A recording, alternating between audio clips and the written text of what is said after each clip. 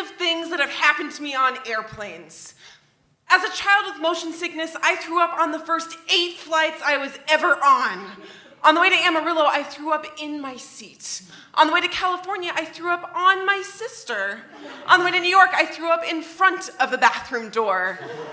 Last year, I was seated next to a man in a 3-piece suit who loudly berated the flight attendants because e-cigarettes shouldn't count as smoking.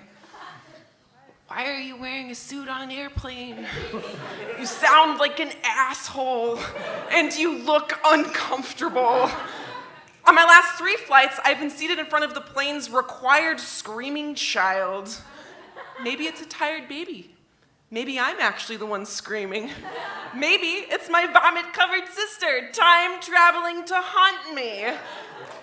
On my last flight, I fell asleep next to a man who looked like my father, which means I wasn't worried.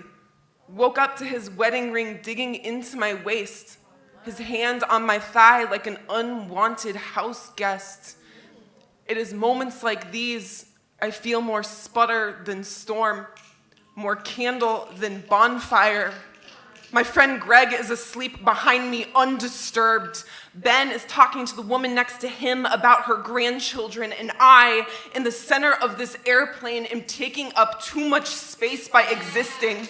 I'm apologizing to this man next to me in hopes that this will be it, that he won't follow me off the plane to my next gate like the man did on my way to Denver, or on my way to Minneapolis, or on my way home, or the way across the country a man is reclining his seat into my 14-year-old sister's lap, is yelling at her for her legs, for having a body, or the way the boy in my geology lecture follows me from seat to seat, ignores empty rows, puts his arm on mine, mistakes my shrinking for permission, which is to say that my body is too woman to really mean anything, is too woman to be considered a threat, is too woman to have right to my own space or to have right. I don't know when I became a space to be filled.